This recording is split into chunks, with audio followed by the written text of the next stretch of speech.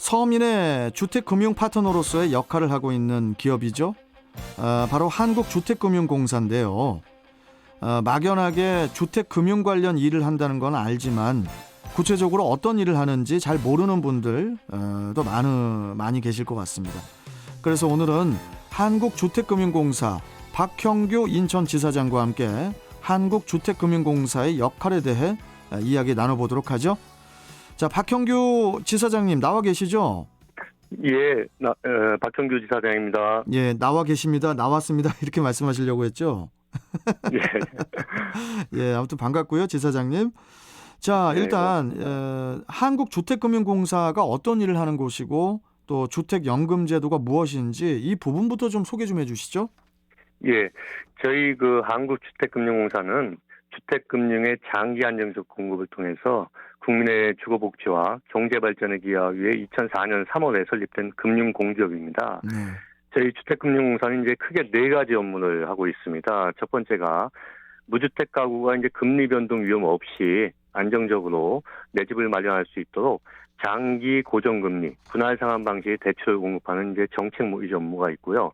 두 번째가 정책 모의지 재원을 마련하기 위해서 자본시장에서 주택 저당증권을 발행하는 유동화증권 발행 업무가 있습니다. 그리고 네. 세 번째가 전세자금이나 아파트 중도금을 마련하고자 하는 개인과 건설자금을 마련하고자 하는 이제 주택 사업자가 은행에서 대출을 받을 수 있도록 보증을 제공하는 주택금융 신용보증 업무가 있습니다. 그리고 마지막으로 고령자가 본인 소유 주택을 담보로 매월 연금 형식으로 생활비를 대출받을 수 있도록 보증을 제공하는 이제 주택연금 업무를 수행하고 있습니다. 이제 예. 그 중에서 주택연금 업무는 만 55세 이상의 고령자분들이 본인이 살고 있는 주택을 담보로 이제 맡기고 그 주택에 평생 거주하시면서 종신토록 연금 형식으로 생활비를 받는 제도이기 때문에 고령층의 주거 안정과 노후 생활을 동시에 보장하는 제도라고 할 수 있겠습니다. 네. 그러면은 지사장님, 이 예. 주택연금을 가입을 하면은 예. 어떤 점이 좋아요? 어떤 점이? 예, 크게 이제 세 가지를 말씀드릴 수 있는데요. 네. 첫 번째가 이제 평생 지급, 평생 거주가 보장됩니다. 주택연금 가입한 후에 주택 가격이 이제 하락해도 또 두 분이 오랫동안 장수하셔가지고 연금을 많이 받더라도 그 집에서 평생 동안 본인 집에 살면서 계속해서 연금을 받으실 수가 있고요. 두 번째로 이제 합리적인 상속인데요. 두 분이 연금을 받으시다가 모두 돌아가신 후에 사후적으로 정산하게 됩니다. 그래서 이제 주택 가격보다 남은 금액이 있으면 주택 가격에서 남은 금액이 있으면 상속인에게 돌려드리고요. 반대로 주택 가격보다 더 받으신 금액이 있으면 청구하지 않고 상속인에게 청구하지 않고 국가가 부담을 하게 됩니다.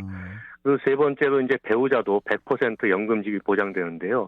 통상의 국민연금이나 이런 공적연금들은 유족연금으로 본인 받던 금액의 60에서 80%만 지급이 됩니다. 그런데 주택연금은 배우자에게 본인이 받던 금액 그대로 100% 동일한 연금을 지급하기 때문에 배우자의 노후를 대비하기에 매우 유용한 제도다 이렇게 말씀드릴 수 있습니다. 그렇군요. 이 집을 담보로 연금을 받게 되면은 연금 수령액이 이게 또 이제 예. 주택 가격 등에 따라서 달라질 것 같은데요. 예. 이게 연금액을 어떻게 산정을 하게 되는 거죠? 예, 주택연금의 연금액을 결정하는 가장 중요한 요소가 이제 가입자 연령과 주택 가격입니다. 내부적인 모형에 의해서 이제 산출이 되는데요. 네. 여기서 이제 가입자의 연령은 부부 중 적은 나이를 기준으로 하고 있고요. 일반적으로 보면 가입 연령과 주택 가격이 높을수록 더 많은 연금을 받으시게 되고요. 연령과 주택 가격이 낮으면 더 적은 연금을 받게 됩니다. 그래서 참고로 연세가 만 70세인 분이 이제 3억 원의 주택으로 주택연금을 가입하시면 매월 92만 원 정도를 이제 돌아가실 때까지 두 분 다 돌아가실 때까지 받으시게 됩니다. 아, 그렇군요. 우리 지사장님께서 이제 주택 가격이 상대적으로 낮으면 연금 수령액이 적다 이렇게 이제 말씀을 하셨는데 예. 혹시 주택연금을 조금 더 이렇게 좀 많이 받을 수 있는 방법 같은 거 없습니까? 예, 주택연금은 이제 보통 종신토록 연금을 받는 종신지급 방식으로 운영이 되지만은 매월 받는 이제 연금액을 높이기 위한 방법으로 일정 기간 동안만 연금을 받는 확정기한 방식을 선택할 수 있습니다. 물론 이 방법의 경우에도 평생 그 집에 사실 수 있는 평생 거주는 보장이 되고요. 또 이제 가입하시는 당시에 부부 중 한 분이 만 65세 이상의 기초연금 수급자이고 또 주택 가격이 1억 5천만 원 미만인 1주택자인 경우에는 우대형 주택연금이라고 해서요. 최대 20%더 주는 연금을 가입할 수 있습니다. 그렇군요. 그러면은 저 주택연금을 가입을 하게 되면은 매월 동일한 금액을 수령을 하게 되는 건가요? 근데 꼭 그런 것은 아니고요. 세 가지 유형 중에서 이제 고객이 선택할 수 있습니다. 그래서 세 가지 유형이 첫 번째가 이제 평생 동일한 금액을 받는 그런 정액형이 있고요. 최초 10년간은 이제 정액형보다 조금 더 많이 받고 그 이후에는 처음 받던 금액의 한 70% 정도 받는 초기 증액형. 그다음에 최초 받는 금액은 정액형보다는 이제 적게 받지만 매 3년마다 받는 금액이 4.5%씩 증가하는 정기 증가형이 있는데요. 어떤 유형을 선택해도 이제 그 가입 기간 동안에 받는 총 연금액은 같은 구조입니다. 그렇군요.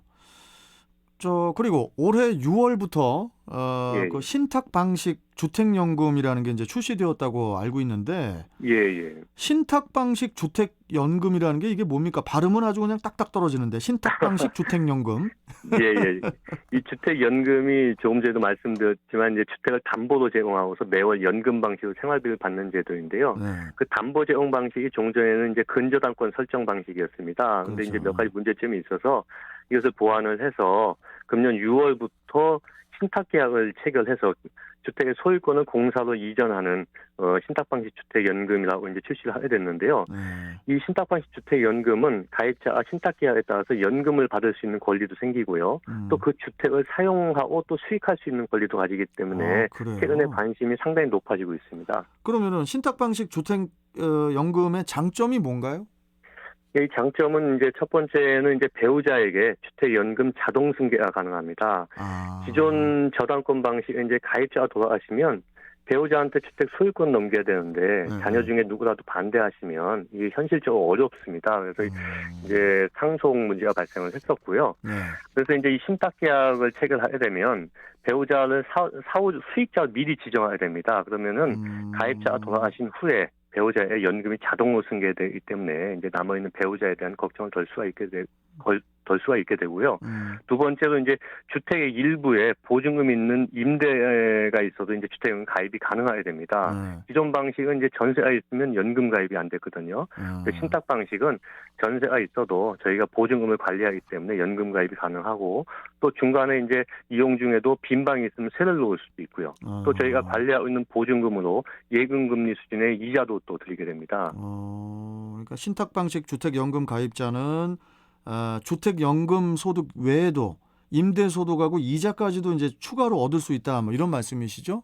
예, 그렇습니다. 이제 신탁 방식 주택연금은 아무래도 이제 가입 시보다만은 그 등록면세라든지 각종 세금도 또 감면이 되는 부분이 있습니다. 그래서 기존 것들은 상속 등기나 근저당권 변경 등기를 해야 되기 때문에 이 절차도 복잡하고 비용도 많이 들었는데 신탁 방식은 정액 7천원만 부담하기 때문에 상당히 비용적인 면에서도 유리합니다. 그러면은 이 주택연금에 가입을 하려면 어떠한 그 요건이 필요한가요? 저희가 이제 크게 세 가지를 보고 있습니다. 먼저 대상 주택, 두 번째 연령, 세 번째 주택의 가격과 주택 보유수인데요. 먼저 대상 주택은 주택법상 주택 또는 노인복지법상 노인복지주택이어야 됩니다. 만일에 이제 상가 등이 포함된 이제 복합용도 주택의 경우에는요, 전체 건물 면적 중에서 주택 면적이 2분의 1 이상이면 대상 주택에 해당이 되고요. 두 번째 연령 부분에서는 원칙적으로 부부 중에 한 분이 만 55세 이상이면 가입이 가능합니다. 마지막으로 이제 주택 가격과 주택 보유수는 공시 가격 9억 원 이하의 1주택 소유자만 원칙적으로 가입이 가능한데요. 다만 이제 예외적으로 다주택자라 하더라도 보유주택 합산 가격이 9억 원 이하인 경우에는 그중 거주하고 있는 한 주택만을 담보로 해서 주택연금에 가입할 수 있고요. 또 이제 보유주택 합산 가격이 9억 원을 초과한다 만일에 그러면 이 주택자에 한해서 가입하지 않은 나머지 주택을 처분하는 조건으로 주택연금에 가입할 수 있습니다. 좀 집이 좀 많은 분들은 자기 집인데 연금을 좀 다른 사람한테 좀 이렇게 좀 이관 같은 건 안 되나요? 예, 그것까지는 어렵고 부부 중에서 이제 한 분이 돌아가시면 배우자분께 이렇게 됩니다. 아니 이게 주택도 양극화가 있고 예, 무주택자도 있고 1주택자도 있고 예. 2주택, 다주택 뭐 다 많은데 예, 맞습니다. 정말 참 이게 뭐 마음 같아서는 모든 어르신들이 그 나이 들어가면서 예, 다 같이 주택연금으로 혜택을 보는 그런 예, 에, 좋으신 지적입니다. 그랬으면 좋겠어서. 예, 예, 맞습니다. 아무튼 오늘 말씀 너무 잘 들었고요, 지사장님. 예, 예. 또 다음에 또 말씀 듣도록 하겠습니다. 고맙습니다. 예, 감사합니다. 네. 자, 한국주택금융공사 박형규 인천지사장과 함께했습니다.